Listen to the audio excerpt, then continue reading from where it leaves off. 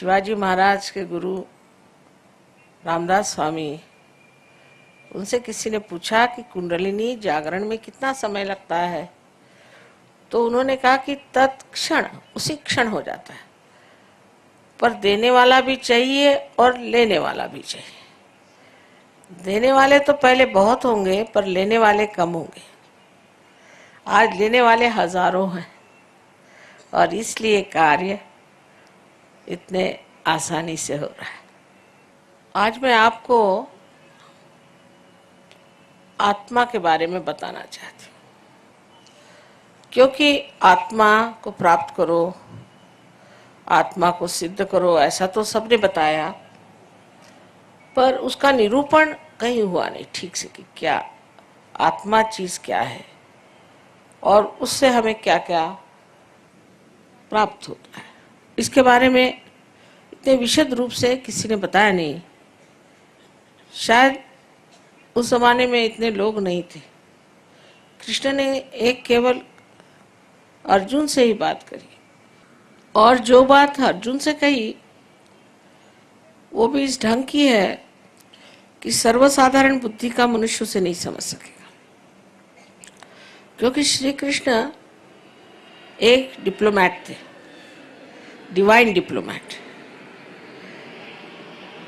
वो ये जानते थे कि मनुष्य की खोपड़ी उल्टी बैठी, उसको सीधी बात बताएंगे तो कुछ समझ में नहीं आएगा, तो उल्टी तरफ से बात बताने से उसका दिमाग में बात आ जाएगी। नहीं, हजारों वर्ष पहले की बात है। तो उन्होंने 3 मार्ग बताए। अब वो बिजनेसमैन तो थे नहीं तो पहले सबसे गलत रास्ता बताते। ऐसा सस्ता माल सबसे पहले बिजनेसमैन बताएगा, तो उन्होंने सबसे बढ़िया पहले बता दिया कि तुम पहले ज्ञान को प्राप्त करो। ज्ञान को प्राप्त करने का मतलब नहीं कि आप किताबें पढ़ी। किताबें पढ़ने से कोई ज्ञान प्राप्त नहीं होता है। ज्ञान का मतलब है आपकी मज्जा तत्व पे, आपकी मज्जा संस्था जो है, सेंट्रल नर्वस सिस्टम है, उस पे आपको जानना है। ये ज्ञान है, ज्ञ। संस्कृत में शब्द है ज्ञ, जिसे आप ज्ञान कहते हैं, ज्ञानम। ये शब्द थॉमस जब आया था हिंदुस्तान, ईसा मसीह का शिष्य, तो उसने भी यूज किया, पर उसकी किताब 1600 साल तक लोगों ने गाड़ के रखी। उन्होंने ही गाड़ी हुई थी। 52 किताबें गाड़ के रखी, डर की वजह से कि लोग उनसे कहेंगे कि ये आदमी जो है वो हेरेटिक है। हेरेटिक माने जो सही रास्ते से हटाने वाला, या ब्लास्फेमी है माने परमात्मा की बदनामी है। उन्होंने ये बात लिखी कि परमात्मा को जानना जो है वो एक अनुभव है, और जब तक वो अनुभव प्राप्त नहीं होता तब तक आप ज्ञानी नहीं हो सकते। और जो लोग उस वक्त ऐसे ज्ञानी हो गए थे, उन्होंने उनका नाम ग्नोस्टिक्स रखा था, और जो ज्ञान को नहीं मानते थे एग्नोस्टिक कहते थे। पर जैसे हर एक जगह मुल्ला या प्रीस्ट या अपने हिंदुस्तानी भी लोग जो हैं, जो कि अपने को धर्म के अवतार समझते हैं, इन लोगों ने चाहा कि इस थॉमस की बात को फैलने देना नहीं चाहिए, और बिल्कुल उसके खिलाफत में हो गए। ये सब गलत बात है, इनके पास कुछ नॉलेज नहीं है, झूठ बात बोलते हैं, ये है। क्योंकि जब धर्मगर्भ पैसा कमाने का धंधा हो गया तो ये तो सब गलत हो ही जाएंगे। और इस तरह से उन्होंने बता दिया कि ये लोग जो हैं बिल्कुल गलत हैं, और इन लोगों का जो कुछ भी कहना है वो बिल्कुल परमात्मा के विरोध में। इनके पास कोई ज्ञान नहीं। तो बेचारों ने मारे डर के अपनी सारी किताबें इजिप्ट में गाड़ दी, और वो फिर हिंदुस्तान आए। ये तब हालत थी, आज भी इतनी खराब हालत नहीं है। ऐसे ही हाल ईसा मसीह का रहा, ऐसा ही हाल अपने यहाँ संत साधुओं का रहा। ज्ञानेश्वर जी को कितना सताया गया, उन्होंने छठी अपनी जो उनका अध्याय, छठवां अध्याय, उसमें उन्होंने गीता का सब तो लिखा ही है, पर उसमें लिख दिया है कि कुंडलिनी के जागरण से ही आत्म साक्षात्कार होता है। तो उनके पीछे हाथ धो के लग गए। इतना उनको सताया कि 23 साल की उम्र में इतनी बड़ी किताब लिख गए, वो जिसका नाम है अमृतानुभव। वो किताब आप रियलाइजेशन के बाद पढ़िए तो लगेगा कि आप कोई स्वर्ग में है। और उनको इतना सताया कि उन्होंने समाधि ले ली। कबीर ने कहा, कैसे समझाऊं सब जगह अंधा। सबका एक ही हाल, सबको छल छल के मारा गया। संतों का क्या हाल हुआ आप जानते ही हैं, मुझे बताने की जरूरत नहीं। तुकाराम का क्या हाल हुआ, और नरसिंह भगत हो गए। सब लोगों को सताने के सिवाय और लोगों ने कुछ नहीं किया। तो उनकी बात कौन सुनेगा, क्योंकि वो जो बात कह रहे थे वो सच्ची बात कह रहे थे। और जो लोग अपना पेट भरना चाहते हैं भगवान के नाम पर, उन लोगों से कौन बता सकता है। ये बड़े बड़े जो ऑर्गेनाइजेशंस बने हुए हैं, आपको पता नहीं, मुझे बताने में कोई हर्ज नहीं है कि ये जो वेटिकन बना हुआ है, इसका जो बैंक है, अपने हिंदुस्तान का पैसा पहले वहाँ जाता है और फिर स्विट्जरलैंड जाता है। ये क्या भगवान का काम है? इसी प्रकार यहाँ भी पैसे का परमात्मा से क्या संबंध हो सकता है? हो ही नहीं सकता। ये तो आपने बनाई हुई चीज है। भगवान को क्या पता पैसा क्या चीज होती है। सो इस तरह से जो ज्ञान को प्राप्त न करते हुए लोगों ने कहा, अच्छा कृष्ण ने कहा ज्ञान को प्राप्त करो तो तुम पढ़ो। वो किताबें लिख लिख के बेचेंगे, ये करेंगे। भिखारी जैसे घूमते हैं लोग और बेचते रहते, किताबें खरीदो। कबीर ने कहा, पढ़ी पढ़ी पंडित मूर्ख भई। पंडित लोग भी मूर्ख हो गए पढ़ पढ़ के। अब मुझे बचपन में लगता था ऐसे कैसे हो सकता है कि पढ़ के कैसे पंडित मूर्ख होंगे, लेकिन अब मुझे ऐसे बहुत मिले जो महामूर्ख है, उनसे बात ही करने में अर्थ नहीं। अब इसलिए उन्होंने जो ज्ञान की बात कही, वो कही कि आपके सेंट्रल नर्वस सिस्टम में जो चीज प्रतीत होती है, जो जानी जाती है, उसको ज्ञान कहा गया। उसी को बोध कहा जाता है, जिससे बुद्ध का शब्द आया हुआ है। यही चीज विद भी है। विद से ही वेद आया, और वेद का जो पहला ही श्लोक है उसमें लिखा है कि इस सब को पढ़ने के बाद अगर आपको परमात्मा के बारे में विद नहीं हुआ तो बेकार। अभी विद शब्द भी उसी से आया, लेकिन हम लोग तो सिर्फ बुद्धि के ही माध्यम से हर एक चीज जानना चाहते हैं। बुद्धि से परे कोई चीज है ये हम समझना नहीं चाहते। इसलिए कृष्ण पहले कह दिया कि तुम ज्ञान पे आओ।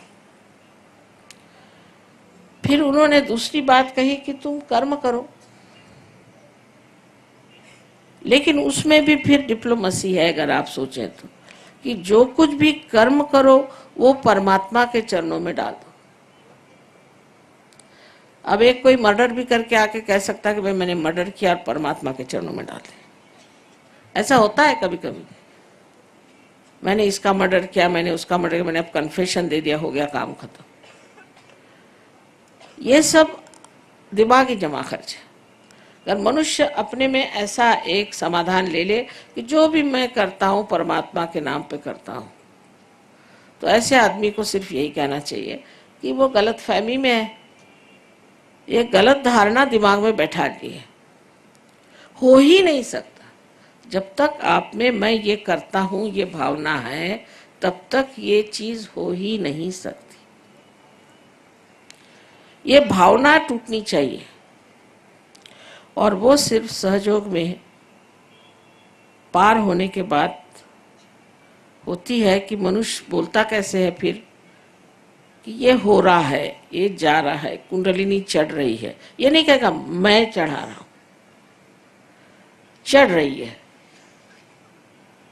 तीसरे पुरुष में बात होती है, बोलने का ढंग ही बदल जाता है।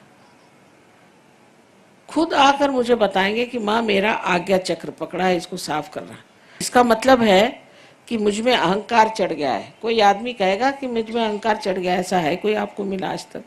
हिटलर भी नहीं कहेगा कि मुझ में अहंकार है, लेकिन वो खुद ही आके कहते हैं कि माँ मेरा आज्ञा चक्र पकड़ा, इसे ठीक करना चाहिए, क्योंकि उसके सरदर्द हो जाता आज्ञा चक्र से।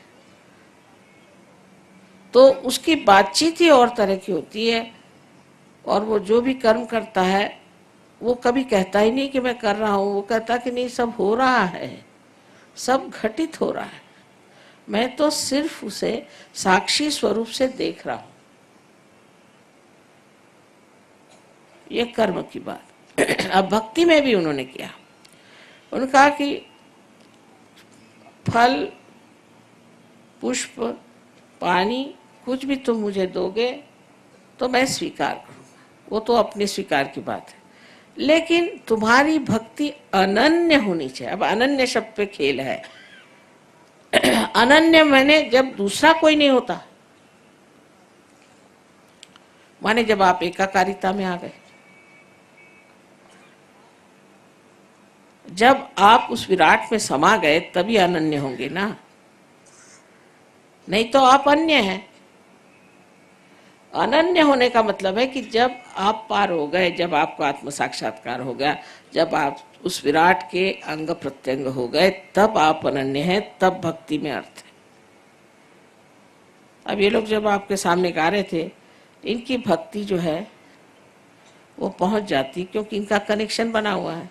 जिनका कनेक्शन ही नहीं बना है, अब बहुत से लोग आएंगे कहेंगे माँ हम तो शिव जी को इतना मानते हैं, शिव जी का इतना करते हैं, और हमें हार्ट अटैक कैसे आ गया अगर शिव जी हृदय में है? आपने तो शिव जी को सोचा कि जेब में रख लिया। अरे भाई, उनका नाम लेने से पहले आपको किसने परमिशन दी, किसने कहा कि अच्छा उनका नाम लो? एक घर किसी यहाँ के चीफ मिनिस्टर का ही नाम लेते, उसके घर पे आप जाइएगा तो पुलिस पकड़ लेगी आपको। और ये तो महादेव है, इनका नाम तुम ले रहे हो अपना, जैसे कुछ तुम्हारे जेब में बैठे कोई तुम्हारा नौकरी है, मेरा ये काम कर दे, तू ये काम कर दे, तू मेरा वो काम कर दे।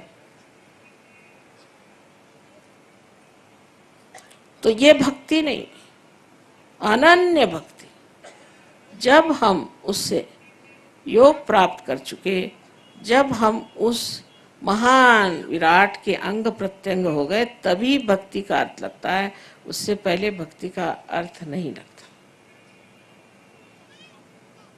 अब उसके हिसाब से लोगों ने बनाया कि तुम भक्ति करो और पागल जैसे गाते फिरो, चिल्लाओ, गले खराब करो, कैंसर कर लो गले का, नहीं तो मंदिरों में जाओ, बल कटवाओ, फलाना करो, ठिकाना करो। उसे किसी का लाभ हुआ है क्या आज तक? हमको भी सोचना चाहिए कि ये सब चीजें करने से हमें कुछ लाभ हुआ है कि नहीं। और कल हमारे बच्चे खड़े होंगे कि तुम लोग पागल हो सब, ये सब करने से परमात्मा मिलने वाले। इसलिए पहले सत्य को जान ले, जिससे हमारे बच्चों को भी हम बता सकें कि सत्य ये है, और सत्य स्वरूप आत्मा है। आत्मा से ही आप सत्य को जान सकते हैं। जैसे मैंने कहा था कि एकमेव सत्य को जानने के लिए आत्मा का ही प्रकाश होना चाहिए। और आत्मा जब आपके चित्त में आ जाता है तो आपका चित्त इस कदर प्रकाशमय हो जाता है कि उस चित्त से आप जिसके बारे में भी सोचते हैं, एक कटाक्ष से भी आप दूसरों का फायदा कर सकते हैं। ऐसा चित्त होता है कि जहां भी आप चित्त डालें, फौरन आप जान जाइएगा कि इस व्यक्ति में क्या दोष है, इस व्यक्ति में क्या दोष है। आजकल आपको मालूम है कि हजारों ऐसे भोंदू गिरी करने वाले निकले हैं, उन्होंने पहन लिए कपड़े और निकल आए, कुछ ऐसा वैसा जंतर मंतर कर दिया, हो गया काम खत्म, और लोग उनके पीछे में पागल। कोई कोई तो जेल से छूट के सीधे काशाय वस्त्र पहन के जर्मनी चले जाते। एक से एक लोग हैं, हम उसी पे पूरी तरह से सोचने लग जाते हैं कि वाह वाह वाह वाह क्या है।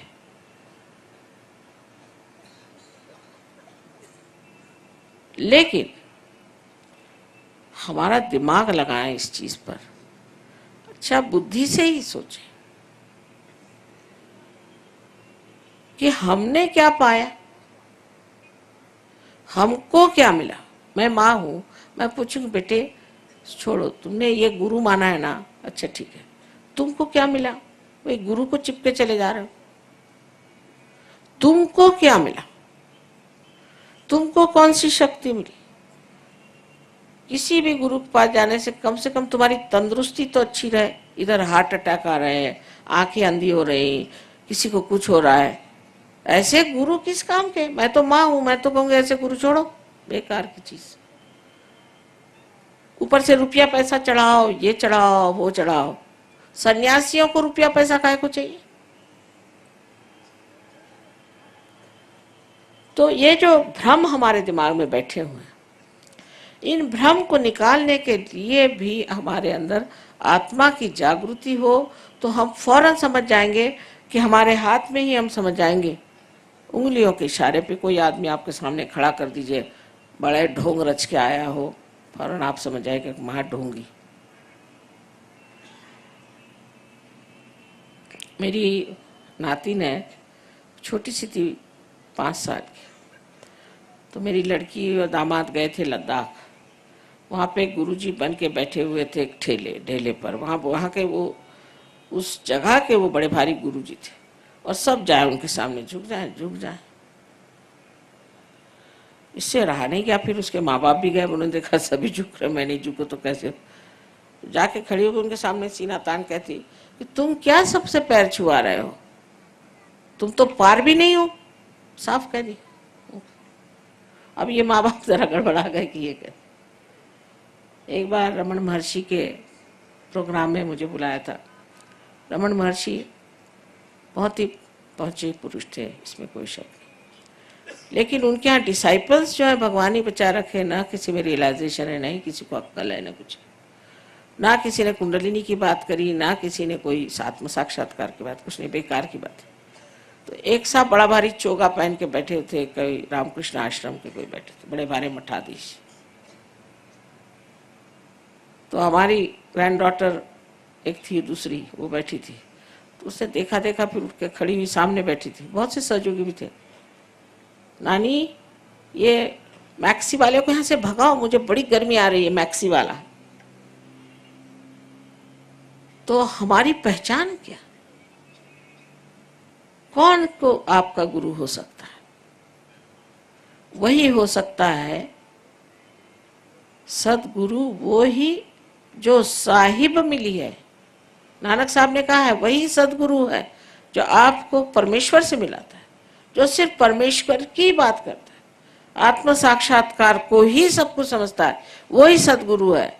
और जिसको आप खरीद नहीं सकते, जिसको आप खरीद सकते हो आपका नौकर चाकर, उससे भी बदतर है।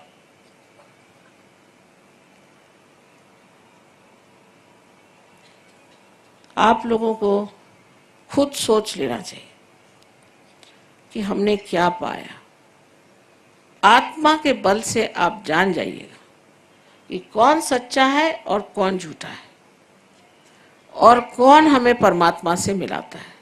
हाँ, अगर आपको और गलत सलत काम करने होए तो दूसरी बात है, वो मेरे पास नहीं। जैसे इसको मार डालो, उसको कत्ल कर दो, ये कर दो, ये तांत्रिक पना, ये मेरे पास नहीं। पर अगर आप परमात्मा को वास्तव में खोज रहे हैं और उसमें सच्चाई है, तो पहले ये सोचो कि हमने क्या पाया, हमें क्या मिला। ये बड़ी सोचने की विचार की बात है। मैं 1970 साल से इन लोगों के बारे में सबसे बताती आ रही। तो उन्होंने जाके बता दिया कि माँ आपको लोग मार देंगे। मैंने कहा मुझे मारने वाला अभी तक पैदा नहीं हुआ। किसी ने मेरे ऊपर केस नहीं की, किसी ने कुछ नहीं किया, सब चुपचाप बैठे। क्योंकि सच्चाई मुझे मालूम है। मैं तो उनके मुंह पर कह सकती हूँ कि तुम लोग सब झूठे हो, सबको बेवकूफ बना रहे और सबका पैसा खा रहे हो, और नर्क में ये जाएंगे और उनके साथ उनके डिसाइपल्स भी जाएंगे।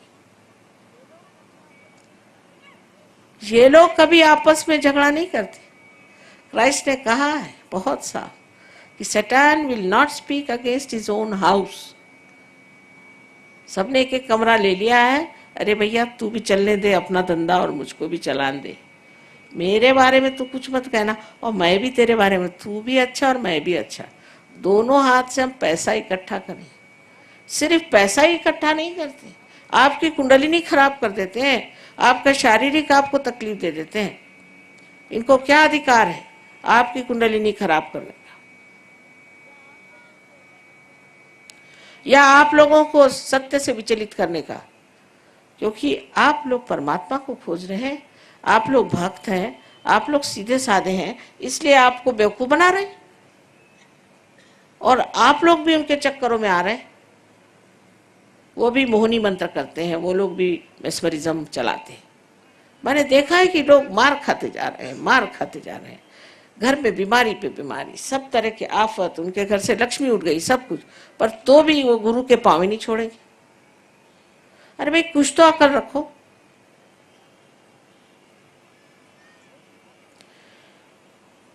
लेकिन आत्म साक्षात्कार के बाद आप समझ जाएंगे, मुझे कुछ कहना नहीं पड़ता, आप अपनी बात कहेंगे भगवान बचा। अभी आपने डॉक्टर तलवार को देखा होगा, कल ऐसे ही चक्कर में थे, वो जो भागे वहां से, तो उनका सारा खानदान, उनके सारे मित्र सब वहां से भागते। बड़े बड़े नाम, बड़े बड़े उनके घर, बड़े बड़े महल, ये सब होंगे। इससे कोई भगवान मिलने वाले हैं? आप इस चीज से सतर्क हो जाए, क्योंकि आप लोग विशेष लोग हैं। इस वक्त आपका जन्म हुआ है, आपको परम पद मिलने वाला है और आप कोई सर्वसाधारण लोग नहीं कि जो अपने को ठगा ले या आपको नाश की ओर ले जाए। इसके लिए आत्मा का प्रकाश हमारे चित्त में आना चाहिए और चित्त में आते ही साथ हमारे नसों में, हमारे नर्व्स पे आ जाता है और हम जान सकते हैं कि कौन सच्चा है, कौन झूठा है, कौन सा स्वयंभू है, कौन सा नहीं है। हर एक चीज को हम खूब अच्छे से पहचान सकते हैं, क्योंकि अब हमारे अंदर अंधापन नहीं रह गया, अब हमारी आंखें खुल गई। यह आत्मा का बड़ा भारी आशीर्वाद है, क्योंकि उसके प्रकाश के बगैर हम परमात्मा को प्राप्त ही नहीं कर सकते। वही हमारा रास्ता है, वही हमारा मार्गदर्शक, उसी के मार्गदर्शन में ही हम ऊंचे उठ सकते हैं।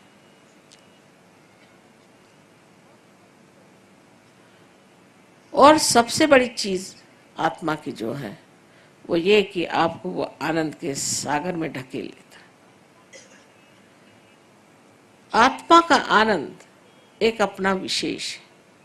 अब ये लोग देखिए सब रईस घरों के हैं, यहाँ जो आए के पास मोटरें हैं, सब घर वर है, सब कुछ। अब यहाँ बेचारे कैसे भी रह रहे, 7-8 दिन से तो ट्रेनें में रह रहे, और कुछ पूछो तो नहीं ना, हम तो बड़े आनंद में हैं माँ। क्योंकि आत्मा का जो आराम है, कंफर्ट है, वो बहुत बड़ी चीज है। फिर दुनिया भर की चीजों से कोई मतलब नहीं। आपकी ईर्ष्या, आपकी घृणा, किसी से कोई सी भी ऐसी गंदी भावनाएं सब फटकती ही नहीं। कोई है अपनी जगह, कोई दूसरा अपनी जगह, कोई एक दूसरे की गर्दन नहीं काटता, कोई एक दूसरे को सताता नहीं, बस उस आनंद के सागर में सब मौज से रह रहे हैं। अब 55 देशों के लोग हैं। गणपतिपुणे में हमारा सेमिनार होता है जहाँ सब आएंगे, अभी भी आए हैं पर और आने वाले। ये कभी लड़ते नहीं आपस में, कभी झगड़ते नहीं, कोई नोच खसोट नहीं, कोई कभी झूठ बोलना नहीं, कोई पैसा खाना नहीं, कुछ नहीं, कुछ नहीं, कुछ नहीं। जब ऐसे लोग तैयार हो जाएंगे तो सब लड़ाई झगड़ा खत्म हो जाएगा। धर्म के मामले में सब धर्मों में हमारा विश्वास है। एक ही धर्म को लेकर बैठे, हमारा ही धर्म सबसे अच्छा है, हो गया झगड़ा शुरू। आपका धर्म का सबसे अच्छा है तो क्यों नहीं सारी दुनिया में आपने शांति प्रस्थापित कर दी। तो ये हम लोग विश्व धर्म के मानने वाले हैं, क्योंकि आत्मा विश्वव्यापी है, सबके अंदर एक ही परमात्मा का प्रतिबिंब है और सब लोग सामूहिक हैं, और सारे विश्व में अगर हृदय में एक ही आत्मा का प्रकाश है तो फिर हमारा कैसे धर्म अलग हो सकता है?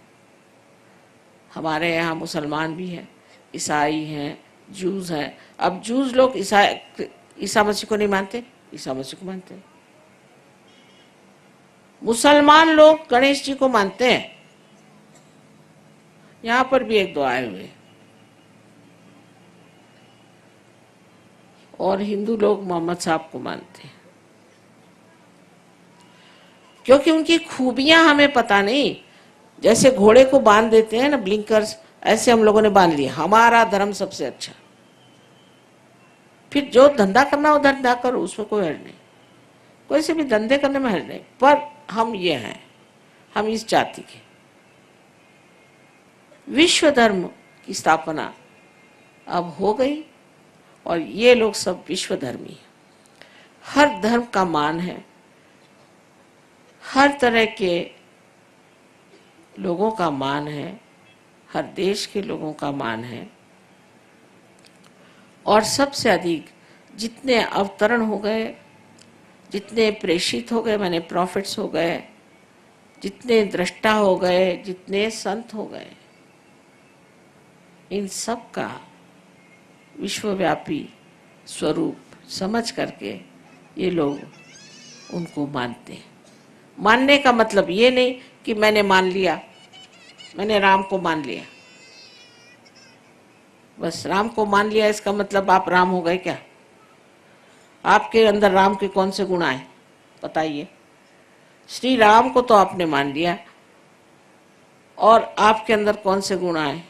अभी एक साहब मिले थे, बड़े भारी मिनिस्टर, वो कहे श्री राम को मैं मानता हूँ, अपना भतीजा, अपना भांजा, अपना ये, उसको सबको नौकरी लगा रहे हैं। मैंने कहा उन्होंने तो अपनी बीवी को तक छोड़ दिया और आप ये सब रिश्तेदारी लगा रहे हो, तो कहाँ से राम को मानते हो? मैं तो राम को मानता हूँ। माने राम बड़े कि आप? इस तरह की हम अपने साथ छलना करने से कोई फायदा नहीं। हमें अपने साथ बड़ी ईमानदारी रखनी चाहिए, और इस ईमानदारी में हमें एक प्रेम से सोचना चाहिए कि भाई हमने अपने लिए क्या किया, हमने अपने लिए क्या माना, हमने अपना कौन सा उद्धार कर लिया, हम कौन से ऐसे विशेष प्रदेश में गए, ऐसे कौन से महान उच्च विचारों में हम अपना जीवन व्यतीत कर रहे हैं। ऐसा तो कुछ हुआ नहीं, तो फिर मान लेने की बात क्या? मानने का मतलब है कि हमारे जीवन में उसका प्रतिबिंब दिखना चाहिए, लोगों को दिखाई देना चाहिए कि आपने अगर किसी को मान लिया है तो आप में भी उसकी कोई ना कोई छवि है, उसका कोई ना कोई अर्थ है, वो कोई ना कोई मतलब रखता है, उसका आपके जीवन में भी कोई ना कोई प्रादुर्भाव है। जब तक ये चीज नहीं दिखाई देगी तब तक आप किसी को भी मानते रहें, मंदिरों में जाएं, चाहे मस्जिदों में जाएं, चाहे गिरजों में जाएं, चाहे दरबार साहब पढ़े, सब एक ऐसी चीज। उससे अब बच्चों में ये बात आ गई कि क्यों ये सब करें हम, और सही भी बात है क्योंकि वो बुद्धि लगाते हैं। आपको चाहिए कि अब धर्म को आप पूरी तरह से जाने, और इस धर्म को क्यों पालन करना है, क्यों धर्म को पालन करने को कहा था? क्योंकि जब तक धर्म के सहारे हमारे अंदर संतुलन नहीं आ जाएगा तब तक हमारी उड़ान नहीं हो सकती, हम चढ़ नहीं सकते, हम बढ़ नहीं सकते। इसलिए इस संतुलन के लिए इन्होंने कहा था कि धर्म में रहो, पर सहयोग में आप अधर्मी भी हो कोई हर्ज नहीं, आपको पहले संतुलन में बिठा देंगे और फिर आपको उड़ा देंगे। रिपेयरिंग शॉप है सहयोग, सब तरह का इंजीनियरिंग इसमें होता है। कोई अगर राइट साइडेड है तो उसको राइट साइड में बिठा, लेफ्ट साइड में करके बीच में ले आएंगे, बस बीच में लाके और बीच में आते साथ उसकी कुंडली जागृत हो जाती, कुछ ज्यादा नहीं करना पड़ता। आपकी जो भी मशीनरी जैसी भी हो वो सब ठीक करने के यहाँ माहिर लोग हैं। और एक दिन आएगा आप भी सब ठीक कर लेंगे, बगैर स्क्रू ड्राइवर किसी चीज के आप सबके स्क्रूज ठीक कर देंगे। या आपके अंदर शक्ति आ जाएगी बिल्कुल, और ये आते ही साथ देखिएगा आप, एक आदमी हजारों लोगों को पार कर सकता है। कुछ आप कम है किसी से? अरे ये गुरु लोग जिन्होंने कुछ पाया नहीं, जिनके पास सत्य भी नहीं है, लालची झूठे, इन लोगों ने अपने तो इतना ये बना लिया, और तुम सच्चे लोग होकर के तुम कुछ नहीं बना रहे।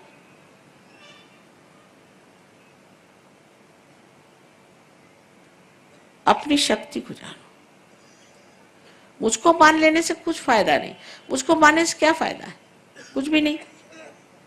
आपकी शक्ति को मानो, उसको जगाओ और उसके शक्ति स्वरूप हो जाओ।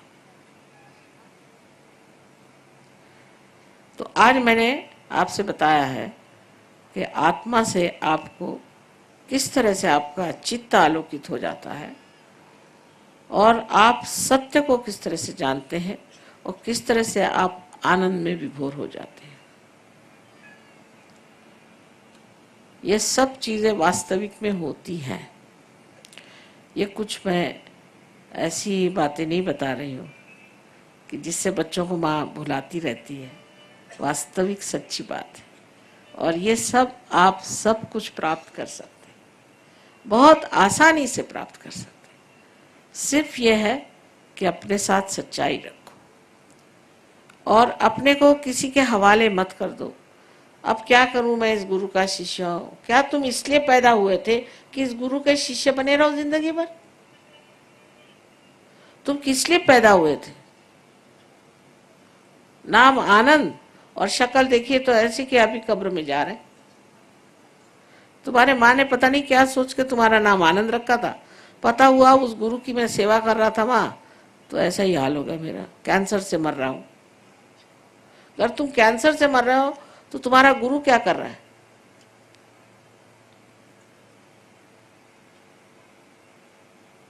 इस महान बेला में, इस महान समय में आपका जन्म हुआ है। आप बड़े भाग्यशाली हैं, और इस भाग्य को समझ करके अपने स्वरूप को पहचानो, अपने को जानो, आत्मबोध को प्राप्त कर लो, और उसके बाद मैं देखूंगी कि आपका क्या हाल होगा। एक से एक लोग तैयार होंगे। यही हमारे देश का भी भविष्य है, बड़ा ऊंचा भविष्य है। अभी घबराओ नहीं, ये सब ठीक हो जाएंगे। आप अपने को सब ठीक कर लीजिए पहले, फिर सब कुछ ठीक हो जाएगा। आशा है आप लोग मेरी बात का बुरा नहीं मानेंगे। माँ को तो सच्ची बात बतानी पड़ती, जो सच है वही मैं तुमसे बता रही हूँ।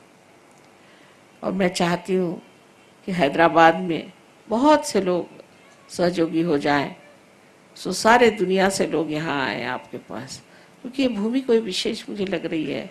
पता नहीं, मैं पूछ रही थी कि यहाँ क्या बात है कि यहाँ के इस कदर चैतन्य इतना ज़्यादा आकाश में दिखता है मुझे। तो कोई ना कोई विशेष चीज़ है जिसलिए आप यहाँ आए हैं, और कोई ना कोई विशेष आप भी हैं जिसे आप विशेष पा लें। मेरा आपको सबको अनंत आशीर्वाद है।